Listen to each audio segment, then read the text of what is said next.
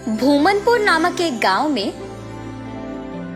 राजू नामक एक धोबी और उसकी बेटी रेखा रहते थे। हर रोज वो दोनों गांव के लोगों के कपड़े को धोने नदी के किनारे जाते थे। वहां वो कपड़े धो के सुखाते थे और तब सूखे हुए कपड़ों को उनके घर ले जाते थे। राजू उन कपड़ों को इस्त्री करता था और रेखा इस्त्री किए हुए कपड़ों को तय करती थी। तब जिनको जो कपड़े लौटाना है उन्हें अलग अलग जमा करती थी। ऐसे हर दिन वो मेहनत करके पैसे कमाते थे और ऐसे ही कुछ दिन बीत जाते हैं। एक दिन नदी के किनारे जब राजू अपनी बेटी के साथ कपड़े धो रहा था, तब एक भूत उन्हें देखना शुरू करती है।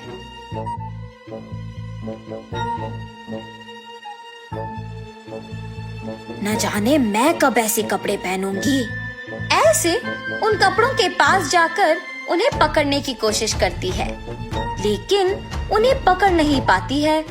तब क्या मैं इस कारण इन कपड़ों को पकड़ नहीं पा रही हूँ कि मैं एक भूत हूँ? ऐसे सोचकर राजू की बेटी रेखा की ओर देखती है। बिना कुछ सोचे समझे उसके अंदर घुस जाती है। घुसने के तुरंत बाद लाल लहंगा और जैकेट मौजूद जगह को भाग के जाती है और हाथों में कपड़ों को पकड़ के बहुत खुश हो जाती है। बेटी को ऐसे अजीब तरह से पेश आते देख राजू कहता है, हाँ क्या हुआ तुम्हें रेखा? वहाँ खड़ी हो, बहुत सारा काम है, चलो। लेकिन रेखा में भूत घुसने के कारण वो कुछ नहीं कहती है। तब राजू उसके पास जाता है। रेखा गुस्से से अपनी पिता की ओर बड़ी आंखों से और लंबी नाखून के साथ देखती है। उसे ऐसे देख उसके पिता डर जाते हैं। पापा, मुझे ये अच्छा लगा है और मैं यही पहनूंगी, ऐसे कह के वहाँ से चली जाती है। रेखा को ऐसे देख उसके पिता डर डर के घर धीरे से सारे कपड़े लेके पहुँचते हैं। तब तक रेखा वहाँ उसको जो कपड़े पसंद आए वो सारे पहन के तैयार होती है। अपने आप को वो सुंदर कपड़े पहने हुए आईने में देख बहुत खुश हो जाती है। हम सबको वो दिखने में रेखा थी, मगर उसको उसकी असली रूप एक भूत के ही रूप में दिखती थी। और ऐसे ही हर रोज आए हुए कपड़ों में अपने पसंदीदा कपड़े चुनकर उन्हें पहन के तैयार होके अपने आप को आईने में देख खुश होती थी।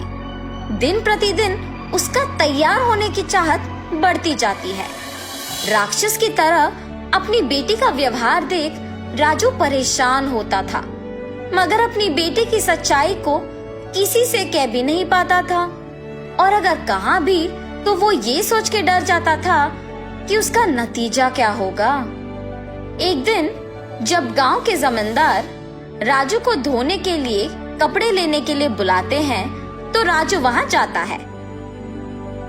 कपड़े लेके जब राजू वापस घर पहुंचता है तो सारे कपड़े बाहर निकालता है।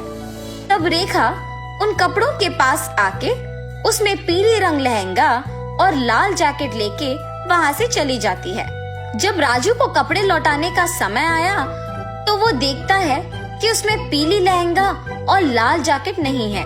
तब वो सोचता है कि जरूर ये रेखा के ही पास होगा।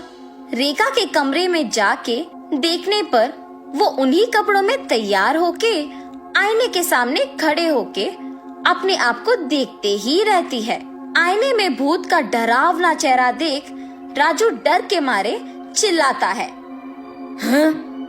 तुम यहाँ क्या कर रहे हो? राजू उसके ऐसे पूछने पर कांपते हुए कहता है, अम्मा, आपने जो कपड़े पहना है वो जमींदार के बेटी की है।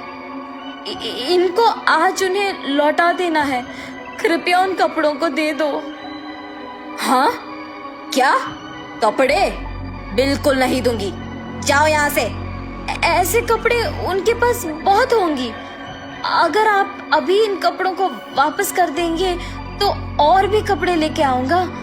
अब अगर मैं इन कपड़ों को नहीं लौटाऊंगा तो मेरा व्यापार नहीं चलेगा। मैं हाथ जोड़ के विनती करता हूँ, वापस कर दो, तुम मेरी बेटी नहीं हो। हा हा हा, सही पहचाना। हाँ, मैं तुम्हारी बेटी नहीं हूँ। ऐसी और कपड़े हैं? हाँ, बहुत सारे। तो फिर इन कपड़ों की मुझे क्या जरूरत? ऐसे कहकर उन कपड़ों को वहां छोड़ के हवा में उड़ के गायब हो जाती है। ये जान के जमींदार की बेटी के पास बहुत सारे कपड़े हैं, वो सीधा उनके ही घर पहुंच जाती है। अच्छे कपड़ों के लिए सारे कमरे छान मारती है। उस घर में मौजूद जमींदार के परिवार वासियों को राजू की बेटी का व्यवहार कुछ समझ में नहीं आता है। जमींदार की बेटी अपने पिता को बुला के कहती है, पापा पापा, राजू की बेटी रेखा बहुत अजीब तरह से पेश आ रही है। ऐसे कहते ही वो वहाँ जाकर कहता है, ए लड़की, क्या कर रही हो? पागल हो गई हो क्या? जमींदार के ऐसे कहने पर क्रोधित होके रेखा जोर से चिल्लाते हुए अलमारी को उठा के उन पर फेंक देती है। सभी डर जाते हैं और जो कुछ भी वो मांगती है उसके सामने रख देते हैं। रंग बिरंगी कपड़े, जेवर, चूड़ियाँ, सब। हाँ, आओ आओ, मुझे तैयार करते हुए मेरी सेवा करो, आओ। सभी डर के मारे उसके आदेश का पालन करते हैं। उसे तैयार करके उसके सामने ही एक बड़ा आईना भी रखते हैं और सभी उसके पास नीचे बैठ जाते हैं।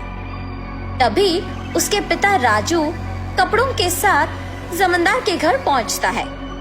राजू को देख जमींदार गुस्सा होके उस पे चिल्लाने लगता है।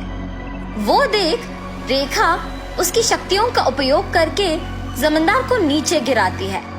क्रोध में पागल होकर सारा सामान जोर जोर से नीचे गिराती रहती है। वहाँ मौजूद सभी को एकदम डरा देती है। एक स्वामी जी ये सब नहीं देख पाते हैं और जमींदार के घर पहुँच जाते हैं। सीधा रेखा के पास जाकर उस पे गंगा जल डालते हैं। कुछ मंत्रों का प्रयोग करके रेखा से उस भूत को बाहर लाके उसे एक बोतल में बंद कर देते हैं। भगवान के रूप में आकर आपने मेरी बेटी को बचाया। उस स्वामी जी का धन्यवाद करके जमींदार से भी माफी मांगकर वहाँ से चले जाता है।